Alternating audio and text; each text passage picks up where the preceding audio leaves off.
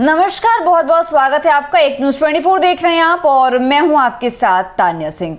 देखिए, राष्ट्रीय लोक जनशक्ति पार्टी आरएलजेपी के प्रमुख और पूर्व केंद्रीय मंत्री पशुपति कुमार पारस ने भारतीय राजनीति में मौजूदा परिदृश्य में एक बड़ा कदम उठाते हुए राष्ट्रीय जनतांत्रिक गठबंधन यानी एनडीए से नाता तोड़ दिया। लेकिन उन्होंने अपने इस फैसले को केवल एक राजनीतिक निर्णय नहीं बल्कि स्वाभिमान और आत्मसम्मान से जुड़ी मजबूरी बताया है। उनका कहना है कि 2024 के लोकसभा चुनाव में उनकी पार्टी के साथ जो व्यवहार हुआ उसने उन्हें अंदर तक झकझोर दिया।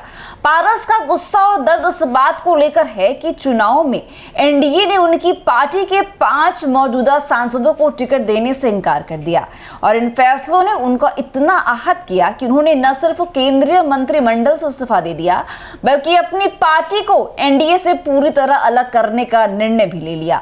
उनके मुताबिक यह सब एक तरफा और अपमानजनक था और पशुपति पारस ने याद दिलाया कि उन्होंने और उनके दिवंगत भाई रामविलास पासवान ने 2014 में पूरे विश्वास और निस्वार्थ भावना के साथ एनडीए का साथ थामा था। उस समय उन्होंने भ्रष्टाचार के खिलाफ लड़ाई के लिए प्रधानमंत्री नरेंद्र मोदी के नेतृत्व को समर्थन दिया था। लेकिन अब जब 2024 आया है और उनकी पार्टी को दरकिनार कर दिया गया तो उन्हें यह सच असहनीय लगा। उन्होंने कहा कि हमने पूरी निष्ठा के साथ गठबंधन धर्म निभाया। हमने न सिर्फ प्रधानमंत्री नरेंद्र मोदी के नामांकन में हिस्सा लिया बल्कि बिहार में कई चुनावी रैलियों में भी कंधे से कंधा मिलाकर प्रचार किया। लेकिन चुनाव खत्म होते ही हमें ऐसा महसूस कराया गया जहां जैसे हम इस गठबंधन का हिस्सा ही नहीं थे। पारस के मुताबिक बिहार बीजेपी अध्यक्ष दिलीप जायसवाल और जदयू के नेताओं ने खुले मन से 5 पांडवों की चर्चा की पर उनमें आरएलजेपी का कहीं कोई जिक्र नहीं था। इससे उनकी पीड़ा और भी बढ़ गई। पारस ने इसे साफ साफ राजनीतिक उपेक्षा और व्यक्तिगत अपमान बताया। इसी आहत नादेशा में उन्होंने 14 अप्रैल डॉक्टर भीमराव अंबेडकर जयंती के अवसर पर पटना में एक पार्टी बैठक बुलाई जिसमें एनडीए से नाता तोड़ने का औपचारिक निर्णय लिया गया। पारस ने कहा, हम चुपचाप अपमान नहीं सह सकते। यह सिर्फ राजनीति नहीं, यह हमारी पहचान, आत्मसम्मान और वर्षों की मेहनत की बात है। हमने यह फैसला सिर्फ अपनी पार्टी के लिए नहीं लिया बल्कि अपने स्वाभिमान के लिए लिया है। उन्होंने आगे अपनी बातों को और भी स्पष्ट करते हुए कहा कि रामविलास पासवान के निधन के बाद उनका परिवार और पार्टी आंतरिक बिखराव से जूझ रहा था। उस बिखराव को एक तरह से बाहरी दखल अंदाजी ने और भी गहरा कर दिया। बिना नाम लिए उन्होंने एक सीधे चिराग पासवान पर हमला बोला और कहा कि एक बाहरी व्यक्ति बनारस से आया और पार्टी टूट गई।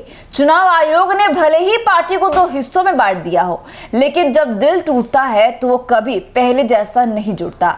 अपने भाई की विरासत और असली पहचान की बात करते हुए पशुपति पारस ने कहा, मैं असली फूल हूं और वो सिर्फ कागजी फूल। पार्टी के टूटने का गम उतना नहीं है जितना आत्मसम्मान से समझौते का दुख है। हम समझौता नहीं कर सकते। उनका यह बयान कहीं ना कहीं आरएलजेपी की राजनीतिक आत्मा की पुकार लग रहा था और उनका यह कहना कि हमने गठबंधन धर्म निभाया लेकिन बदले में हमें सिर्फ उपेक्षा मिली, इस बात की ओर इशारा करता है कि छोटे सहयोगियों की आवाज आज भी बड़ी पार्टियों के सामने अनसुनी रह जाती है। राजनीति में रिश्ते भले ही अवसरों पर बनते हों और बिगड़ते हों लेकिन सम्मान और पहचान की लड़ाई हमेशा सबसे बड़ी होती है। पारस ने यह साफ कर दिया है कि उनकी राजनीति सिर्फ सत्ता के लिए नहीं बल्कि सम्मान और विरासत की रक्षा के लिए है।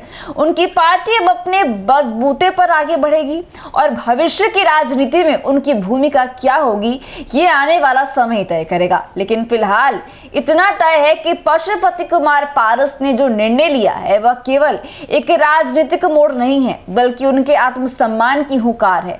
एक ऐसी हुकार जो आने वाले दिनों में बिहार की राजनीति में नए समीकरणों को जन्म दे सकती है। तो वैसे अपडेट्स के लिए बने रहिए हमारे साथ और देखते रहिए न्यूज़ 24। दीजिएगा इजाजत। धन्यवाद।